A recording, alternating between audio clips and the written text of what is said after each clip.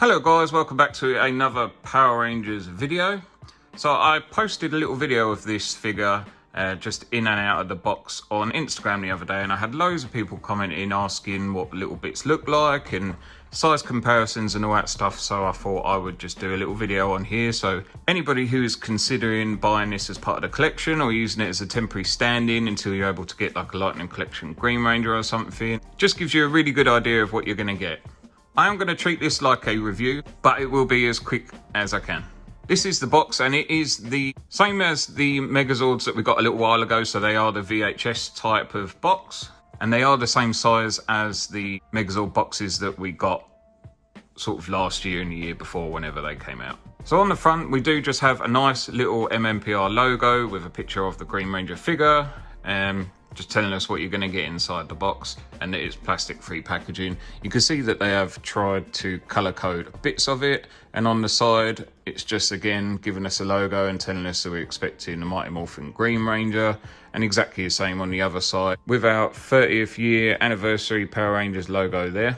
And then on the back it's just telling us the Green Ranger morphs into battle with the power of the Dragonzord, showing us a picture of the figure on the back with the contents of the box, which is a little plastic coin and some unpainted accessories in there, and then just all our legal stuff on the bottom.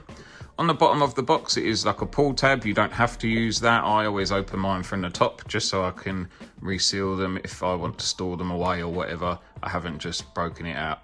So this is the contents of the box. So all our accessories and our figure comes in this massively oversized tissue paper with little Power Ranger logos in green all over. And then we do get our VHS Green Ranger tape, which again is what we've seen previously with the VHS Megazords. So you can use it like that and put the figure inside, or like that, whatever you want to do.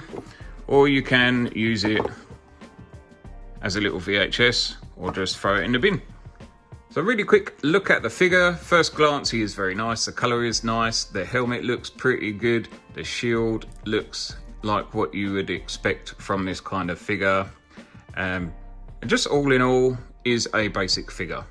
So starting at the top, his helmet does look nice, and it is very, very similar, although slightly smaller than the Lightning Collection helmet, and again with the shield. So this one is painted a bit of a brighter gold, and is potentially just the plastic that they use with a little bit of black in the middle there. The armbands are painted on, which you would probably expect from a basic figure, so you've definitely got to remember that this is a basic figure line. In all honesty, it is expensive for a basic figure line, but I just had to have it, being that it is a Green Ranger figure. In the middle we've got his morpher, and there is no type of detail in the coin in there at all, so we've just got basic morpher in the correct colours in the correct places, and a white holster which is made of a pretty hard plastic, but it doesn't need to move to be able to get the stuff in. The favourite part about this figure for me is the fact that the soles on the boots are black, so I don't understand at all how Hasbro can give us this basic figure for quite a bit cheaper with the extra paint and not be able to put that on the Lightning Collection. How can you put that on a figure like this and not put it on a potentially premium priced figure is just beyond me. It's always been my massive bugbear, is that they haven't done this, and although this one isn't painted very good, I would rather it was there and not painted very well than just not there at all. At least you could touch it up. He does have some articulation, so his head goes all the way around. It doesn't look up or down very well at all, which is fine. He does the head shake side to side, and the shield does look like it comes off, so if you lift that up you can see the tabs in there and on the back there, but the tabs are quite thick on this side, so it looks like it probably would break if you was to pull it. I don't really want to do it to risk it just for this video, but I reckon you could if you give it a bit of a heat up, pulled that off, and it would be a good little shield to be able to use for your Lightning Collection females, as it is smaller. His arms do go up and down and all the way around, and then he has a single joint on the elbow and nothing on the hands, nothing on the body. His legs do go up quite far and they go forward, and that's about it. They obviously have this single swivel sort of joint. So if you've ever seen any of the like Beast Morpher basic figures or the Dino Fury ones that come with the keys, they are pretty much the same as this. So that's obviously what they've used going on that. A quick look at his accessories. He does come with a shiny coin, which is quite nice, and it is the same colour they've used on the shield, roughly. But a little sticker on there is quite nice. Comes with an unpainted Sword of Darkness and an unpainted Dragon Dagger.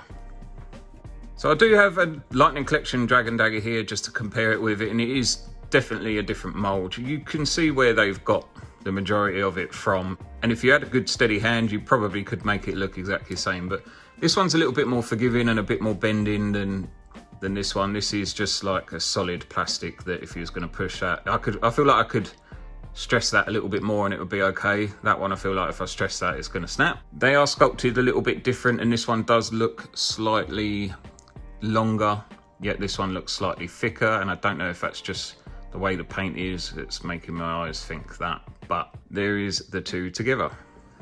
And the Sword of Darkness is pretty much the same as what we've seen before, and it is very thin, very unpainted, and it is exactly what you would expect from this line. So comparing both of these figures, this is obviously the Lightning Collection one and this is the basic one. So they're advertising both figures and they're both by Hasbro as being 6-inch. You can tell that there is some sort of height difference within the two. It's not by a lot, but it is there. You can obviously see that the basic helmet is a little bit rounder, so it's a little bit closer to the shape that it should be than this one. And it has just as much detail in this one than it has in that one. There's nothing missing off of this helmet that's on this one. They both have full painted silver teeth around the side of the helmet, so there's nothing different there. I would say if you're buying this just to update the helmet for this, it's not worth it, because that one does look slightly smaller than this one, and I reckon if you put that on that body, it's not going to look right. I have seen a picture of people doing it, but to me, I don't think it would look right. Obviously you can see the size difference in the two shields and the fact that this one's got a bit more of a better gold paint on there, so you can see that the diamond in the middle on this one is quite a lot bigger than this one because the whole shield is quite a lot bigger. So obviously that would be something that I would expect from the difference in the two figures. There is some better sides to this figure, like the white for example is whiter than it is on this one. I don't know if it's because my Lightning Collection one is a little bit older obviously than this one, or whether it's because this is just like a hollow plastic that they're using, and this one's obviously used on a different plastic, being able to move joints and things like that. But obviously you can see that there is no black paint on the Lightning Collection one, and there is on the basic one. And just to give you another idea of sizes, this is obviously the reproduction of the retro morphing figure. So the new 30th anniversary one is sort of in between the two sizes for these two, and then this is the Dragonzord in his battle mode or whatever he is in the other VHS style. Looking at them side by side, you can see that they're kind of from the same line in the fact that they're both pretty hollow. There's not really much detail to them and all that sort of stuff, but for what they are, both great figures. Finally, here he is on the turntable, so you can get a nice all-round view of the figure. As I said, probably is a bit expensive for what it is, but he's a nice little gap filler if you're currently waiting for remastered, or you wasn't able to grab the Lightning Collection one first time round, or if you just collect Green Ranger stuff as a whole, then he's a great little addition for under £20. But it's around the £20 mark, which is unfortunate because that's what we'd have seen when Tommy was first out in the Lightning Collection. So it is a little bit of a shame that we're having to pay those prices to get a basic figure.